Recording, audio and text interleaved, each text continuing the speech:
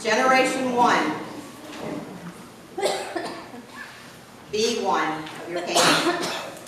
John Booth was born in Chincoteague in 1776, and he died in December of 1811. He married on January 9th, 1801, and he married Hester Petty Birch. There is some debate that she was of Indian ancestry, but I have not, because of all the ancestry I've done, I have not taken the time to verify it, and also that John Booth, through his family, had Indian ancestry. My father used to tell me that the Indian in our family, that her name was removed because as we were told, the Palefaces did not acknowledge Indians, and so they took away her given name, and her name became Catherine. That's what I was told. I don't know how true that is, but that's what Daddy told me. John Booth had 75 acres of land in Chincoteague at the time of his death. John and Esther had 5 children. They were Leah, Malia, Peggy, Sally, and Covington. Yes, records show Sally is being spelled with 1 L. Notice that John Booth died at the end of the year that Covington Booth was born. So if you go on this page that shows Booth genealogy, we've just talked about John Booth, now we're going to talk about Covington. Covington Booth was born in 1811 in Chincoteague. He was the only son of John Booth and wife Esther. I have not found a death for Covington. I think it's kind of sad when I think about it, because Covington Booth was born in the early part of 1811, and his dad died in the latter part of 1811, so he never really got to know him. Covey, his name is Covey. Covey married Nancy Tunnell in Chincoteague in 1830. Now Nancy's family has a lot of history,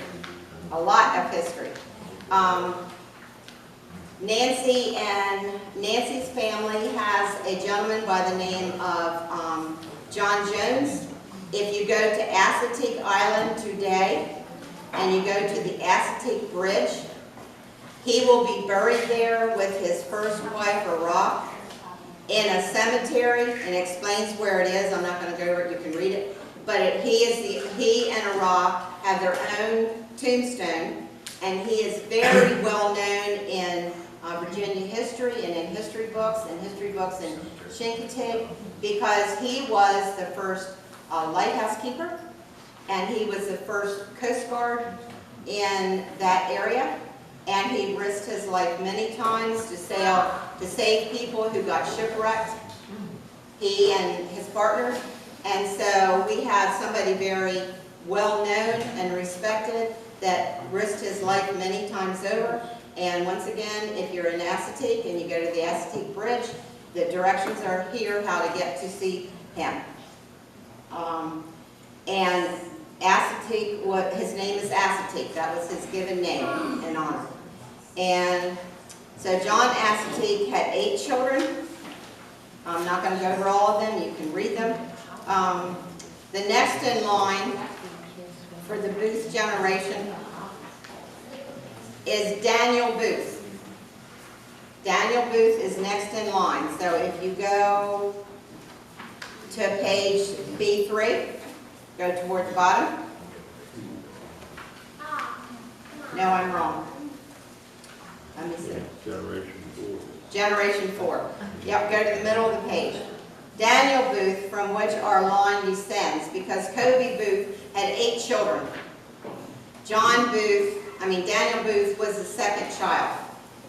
So from our line, we come from Daniel Booth. And from Daniel Booth, he had a son named Daniel J. Booth. That is our line. And Daniel Day Booth, if you flip over, we're going to go down to the bottom of page B4. Bottom of page B4. Daniel Booth had the following children, and this is where Aunt Edna's mother comes in. Top of page 5. Daniel J. Booth had And some of you might remember these names if you went to Chincoteague as a child. The first cousins. Clara Booth, Mary Booth, Clarence Booth, Bertha Booth, which is Aunt Edna's mother, Lily Booth, Viola Booth, Daniel H. Booth, Mildred Booth, and Charles Booth. Those are all Aunt Edna's aunt and uncles. Okay? And then there is information more about all of those relatives here. If we go to the bottom of page 5, B5, it is the only place that I have placed the first cousin's parents, their birth date and their death date. So I'm going to read them off. Leroy Sapp West, 5/9/1914 through 4/9/1987. Daniel M. Booth, who was known as Tinker, and in 1937 he passed away at a St. Martin's church picnic. Walden West, birth date 11/7/1919 through 1/10/1999. Nelda, who also died in 1937 at the church picnic. We called her Nell. Marvel Lingo West, which you all know as Sam, 11/3/1923 through 7/18/1995. Lewis West, 8/26/1925, and I didn't have the day of his death, but I got 11/1994. John West Jr., that's Uncle Jr., 1/1/1927 through 7/30/2008. Aunt Edna, woo! Well done, Aunt Edna. Woo! Birthday 11/24/1928. Ruthleen Mae West, 8/24/1930 through 11/26/2015. Robert West, 9/11/1931 through 9/21/2000. Aunt Edna had a younger brother, and he only lived for 3 months. Charles Albert West, born 6/1/1934 through 9/17/1934. And then Harry James West was, we all know, our quiet and shy Uncle Jimmy. 4/11/1934 and 10/3/2011. Now turn a page. Now you're going to go to the West genealogy. Okay? So we have, number 1, this is Pop-Up's side of the family. So now we have Elias West, Elias Benton West, mine is Emery West, John Wesley West, and then you'll see at the bottom I have put the children of each child. So eventually everyone in this room, your name will be in this book. Okay? So I want to talk to you basically about the people you don't know. Mom, what year are you going to put all our names in this book? They're in there. No. I'm done. I'm done. No, you said eventually all your names. Yeah. Well. 50 years from now. Yeah, I just meant when you read it, eventually you'll see your names. Okay, Elias West was born down near Gumboro, Dagsboro area. It changed counties 3 times or 4 times. It used to be Somerset County, it used to be Baltimore County. Over there somewhere are all the different names that used to be, but the people who lived in their homes never left. It's just the government changed their counties. Elias West had a lot of property. He had a plantation. He had servants. He had indentured servants, and he had slaves. There is a difference. A slave means if they belong to you, you either bought them or they were passed down to you through birth. A servant means that they are coming and working for you. You usually gave them an acre of land, and they could grow their own crops and have their own little home, but they came daily and worked for you.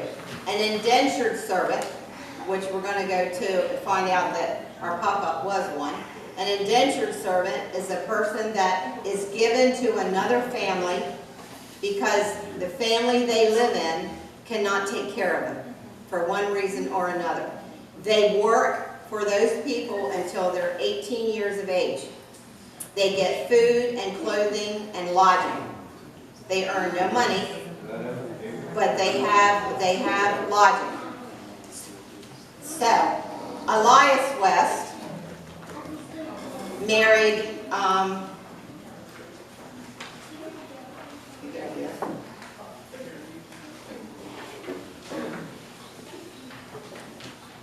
on page 8 of 13.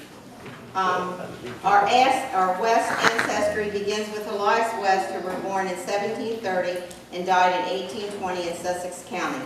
Some records show that the plantation as being in Sussex County or the other counties that I named. The final decision that the Dagsboro and Gumboro areas would be in Sussex County was the final decision.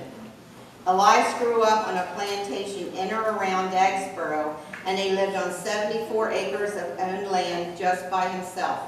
That means that previously, and I'm starting on that research, previously his father owned acres and acres of land, because when he passed away, every child got land, okay? Elias's portion was 74 acres. On that plantation, Elias had orchards, crops, timber, a home, several improvement buildings.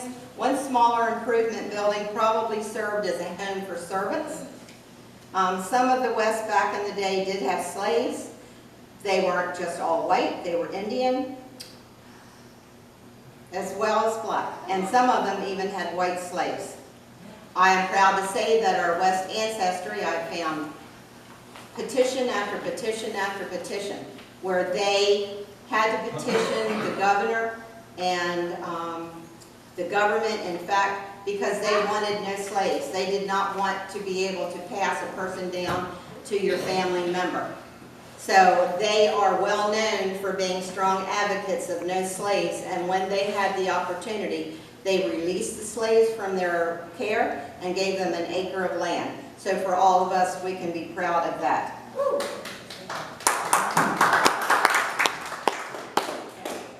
So the plantation owner had to be handy with building. He had to be handy carpenter. He had to be able to do everything. So it isn't like we can go to the store today and buy seeds for planting. That didn't happen. You had to save the seeds from one crop to another. If you owned an orchard, they had all kinds of orchards. Not only pears and peaches and all that, but they had like nut trees and things like that. That's how they made their money. And would you believe back in Elias's time, the value of your person was not in the land. Land was cheap. When Elias died, I'll tell you what his value was. The value back then was not in the land. Today it is in the land. The value was in the crops and the orchards and everything that you did with the land. So that is a big change from today. Next page. Elias married at least 2 times. I speculate there was even an earlier marriage because he didn't marry Sarah Warrington until 1785, and that would make him 55 years old. So I imagine he had a wife before then. I could not locate any records naming a wife prior to this date, but the old census in the 1700s showed only the man's name, and his wife and dependents had no names. They were just marked Elias West, and then the line said wife, the line said children, the line said can you read and write, the line said where were your parents born. So it gave you told you nothing. So there's no way you can know what the wife's name is. Sarah Warrington, Elias's first wife, born in 1735, had been married twice before. She had 1 child. His name was Alex. But when Elias and Sarah married, Alex was not with them. So I imagine that he was an adult. Elias West died in 1730, and his probate will was in 1821 with his second wife, Polly West, and they'd only been married a few years. Their children were, and I'll skip all the names, but the one we're interested in is Elias Benton West.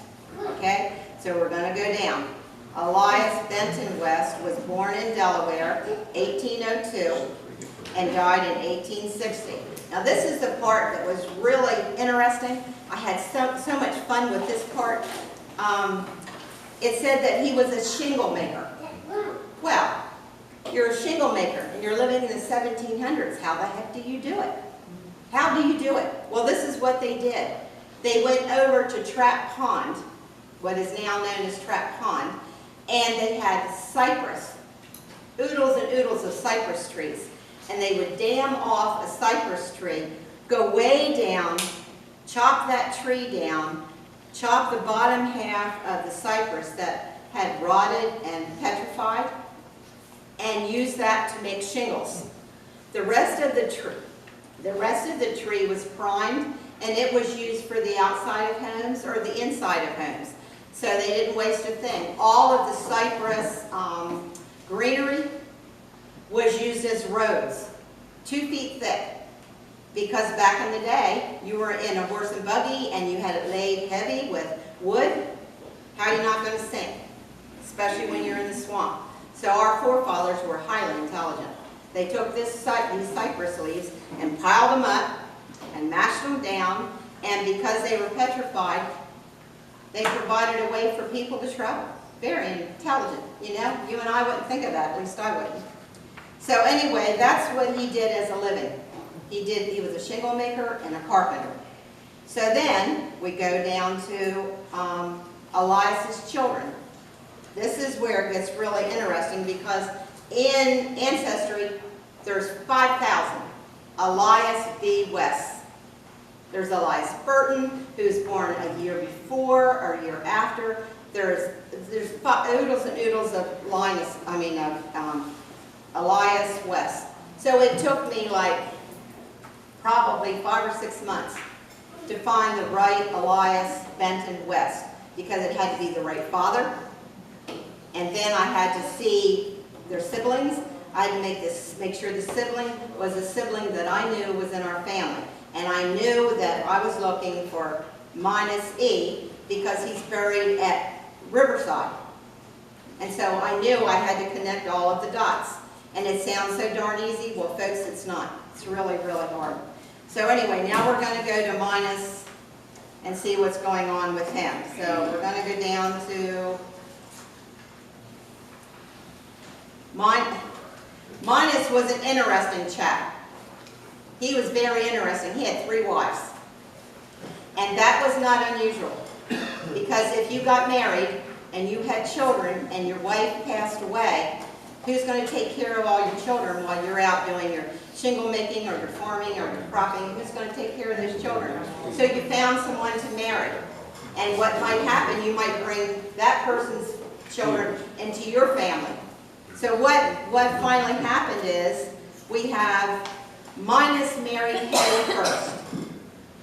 Papa mentioned in his obituary that his half-brother was living. His name was Manchester, okay, Manchester West. So Hetty was the mother of Manchester.